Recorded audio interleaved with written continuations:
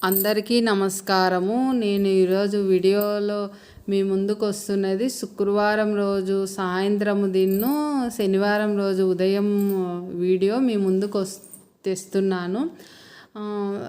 ఆ రోజు వచ్చేసి సాయంత్రం ప్రొద్దున్నే అంతా లక్ష్మీ పూజ చేసుకున్నానని చెప్పినా కదా. మరి వచ్చేసి సాయంత్రం చంద్ర భగవానునికి కానీ పూజ చేసుకున్నాను.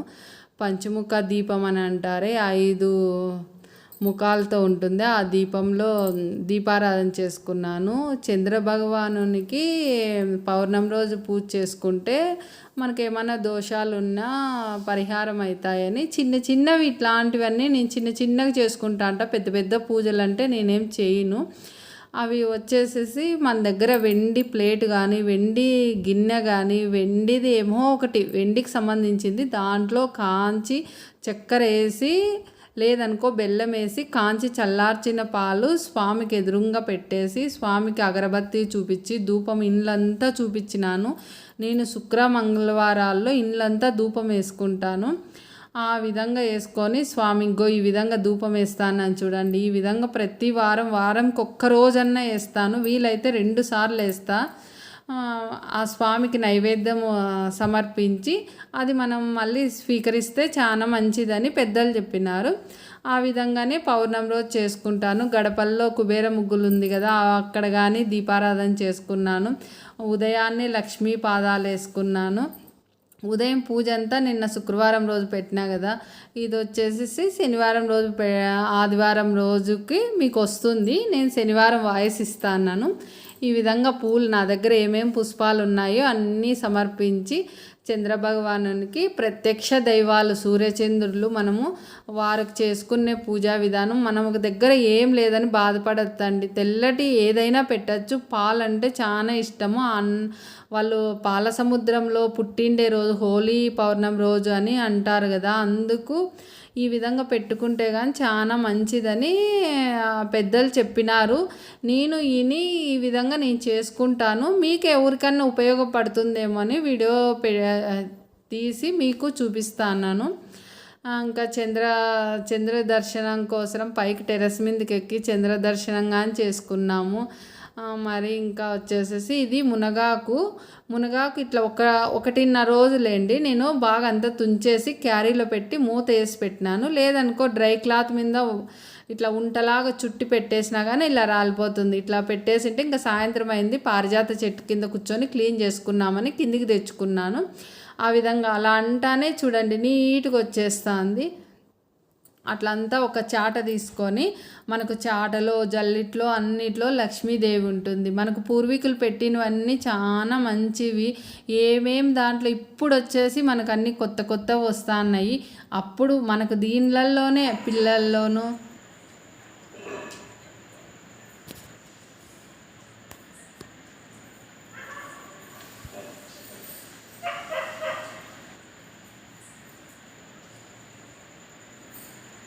మేము పైకి ఎక్కి టెర్రస్ మీదకి ఎక్కి మా వారిని వచ్చేసి కొంచెం చంద్రుడిని తీసుకురాపోండి కిందికి కనిపించదంటేనా చంద్రుడిని పౌర్ణమి రోజు మా వారు వీడియో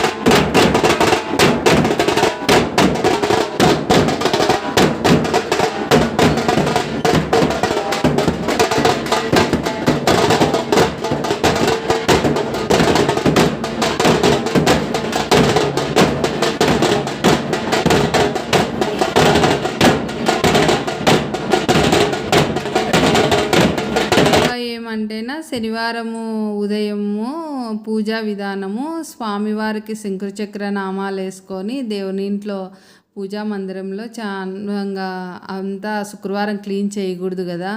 అందుకు శుక్రవారం రోజు ఇడిచిపెట్టేసి మరి ప్రొద్దున్నే అంతా బాగా శుభ్రం చేసుకొని శ్రీనివాసునికి పూజ చేసుకున్నాను. మీరు చూస్తాండండి, నేను మీకు ముందు చూపిస్తే చూడండి. అది ఇట్లా ఆడుతా అన్నారే, అదంతా నృత్యం అంటారు, అది కళాకారులు, అది ఒక రకము కళ. అది ఎందుకు ఆడతారో చెప్తాను నేను. మా ఏరియాలో వచ్చేసి మేము ధర్మవరంలో ఉన్నాము, తేరు బజార్లో అన్నా కదా. ఇక్కడ నారాయణ స్వామి గుడి అని ఉంది. అక్కడ కామన్న కామక్కనని కూర్చోబెడతారు వాళ్ళను. ప్రతి హోలీ రోజు సాయంత్రం కూర్చోబెట్టి వేషధారణలు రకరకాలు వేస్తారు. ఆ రోజు వాళ్ళని ఎందుకు వేస్తారు అని అంటేనే నాకు తెలిసిండేది. ఎంతమంది పెద్దవాళ్ళని అడిగినా అప్పుడు పూర్వీకులది ఇంతవరకు జరుగుతుంది కానీ అది జరుపుతా అన్నారు కానీ ఏ విధంగా అనేది ఎవరు నాకు చెప్పలేదు. అది నిజమో అబద్ధమో తెలియదు. నాకు తెలిసిండేది కొంచెం మీకు చెప్తాను. వారిద్దరు కామన్న కామక్క అనేవారు వాళ్ళ అన్న చెల్లులంట. వాళ్ళ తల్లిదండ్రులు వచ్చేసి వాళ్ళ కుమారునికి పెళ్లి వయసు వచ్చిందంట. పెళ్లి వయసు వచ్చింటే వారి తల్లిదండ్రులు ఇద్దరు అడిగినారంట, నా బాబు నీకు ఎటువంటి అమ్మాయి కావాలా అని అడిగితే నాకు వచ్చేసేసి నా చెల్లుల్లాంటి అమ్మాయి కావాలా అని అడిగినారంట.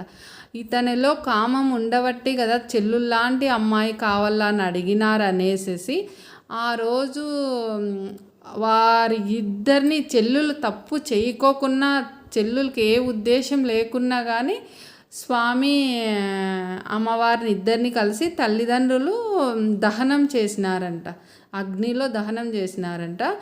నాకు తెలిసిండేది కొంచెం తెలుసుకొని చెప్పినాను.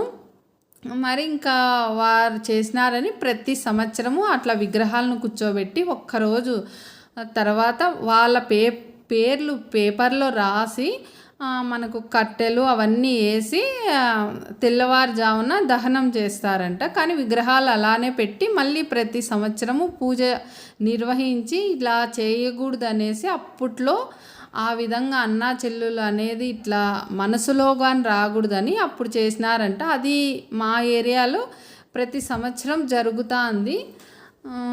అది అమ్మ స్వామివారిది ఒకటి స్క్లిప్ అయ్యింది, అది ఫోటో.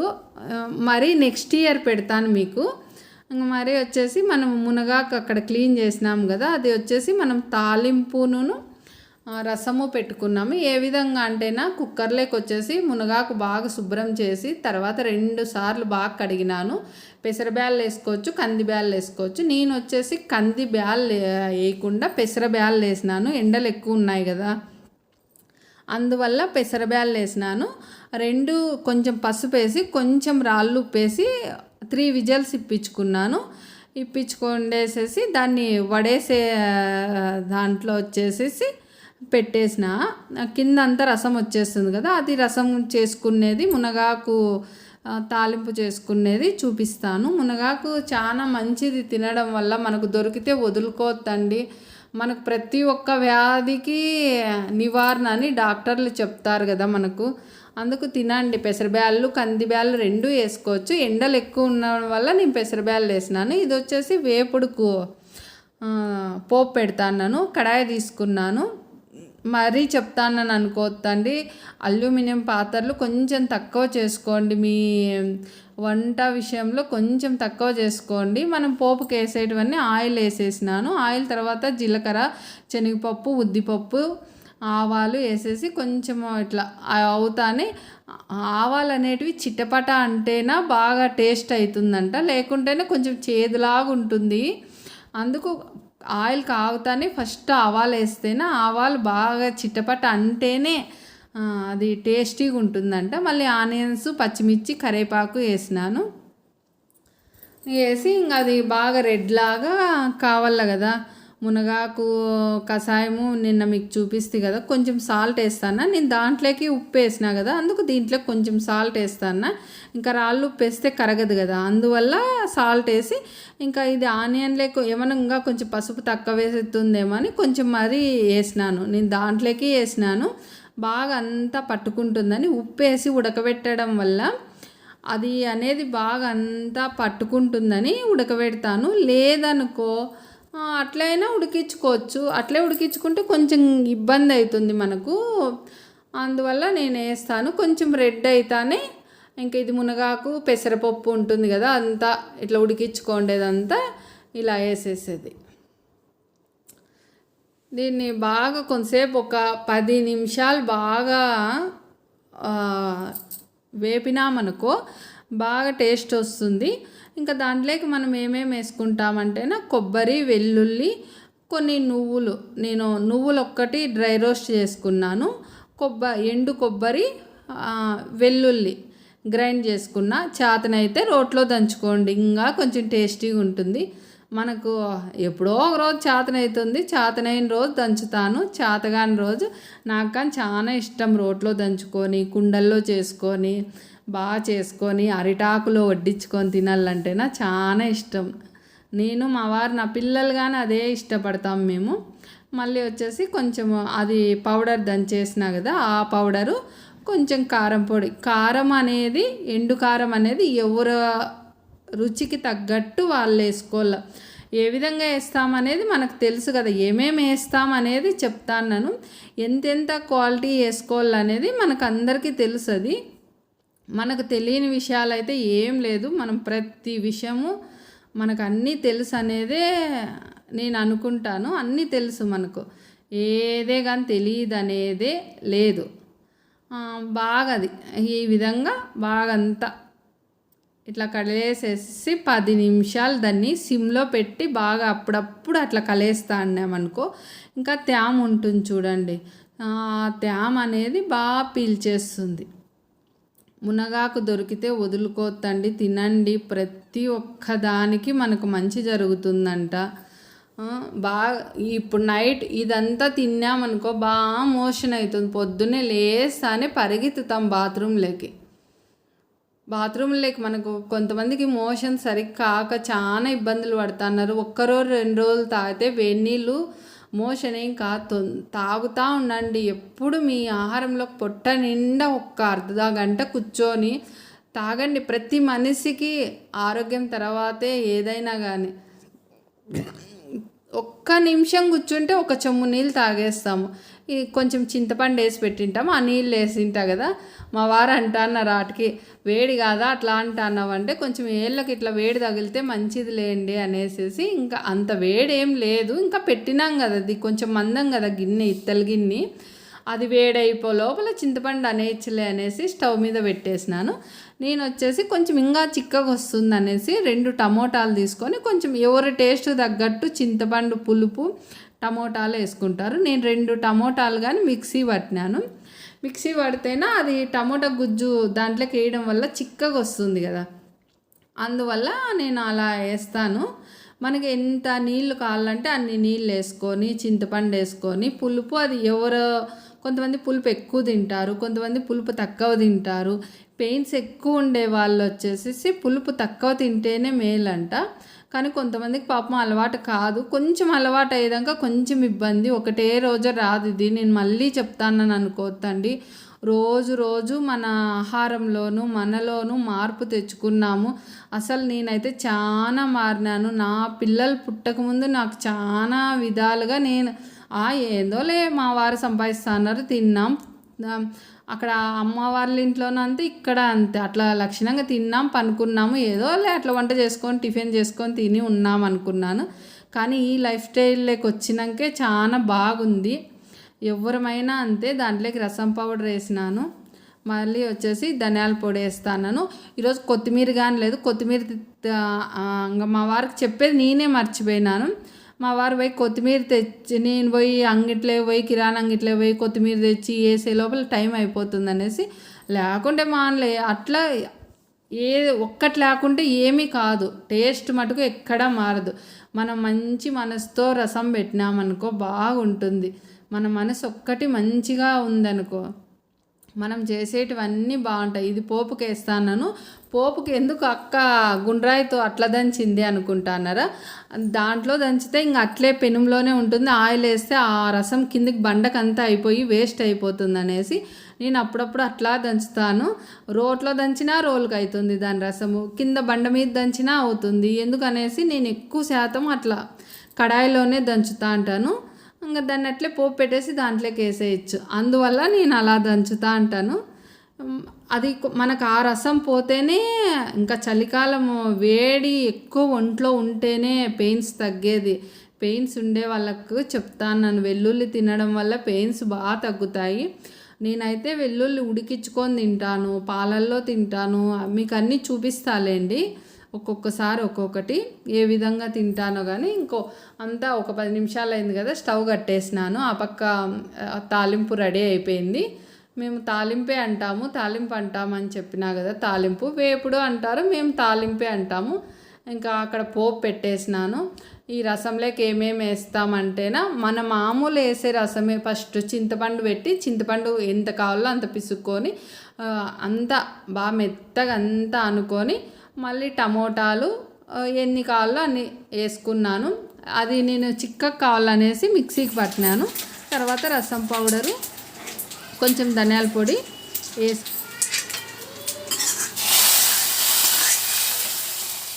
అక్కడ పోపు పెట్టేసినాను. మళ్ళీ బెల్లము, ఉప్పు, పసుపు, ఇంకా అంతే, కొత్తిమీర అయిపోయింది, కరివేపాకు వేసేసి ఇంకా బాగా మరిగిచ్చేసినాను. ఇంకా మా వారికి టిఫిన్ పెట్టేసినాను, జొన్న రొట్టి తాలింపు. మనం మరొక వీడియోలో కలుద్దాం. రసము బాగా మరుగుతుంది. ఒక 5 నిమిషాలు మరిగించినామంటే రసం అయిపోతుంది. అక్క ఎందుకు 1-2 సార్లు చెప్తుంది అనుకోవద్దండి, పాపము తెలియని వాళ్ళు ఉంటారు కదా, అందువల్ల చెప్తాను. ఇంకా అంతా తయారైపోయింది. అవ్వకి ఇచ్చేసి వచ్చేసి ఇంకా మా వారికి టిఫిన్ పెట్టేసిన. మనం మరొక వీడియోలో కలుద్దాం.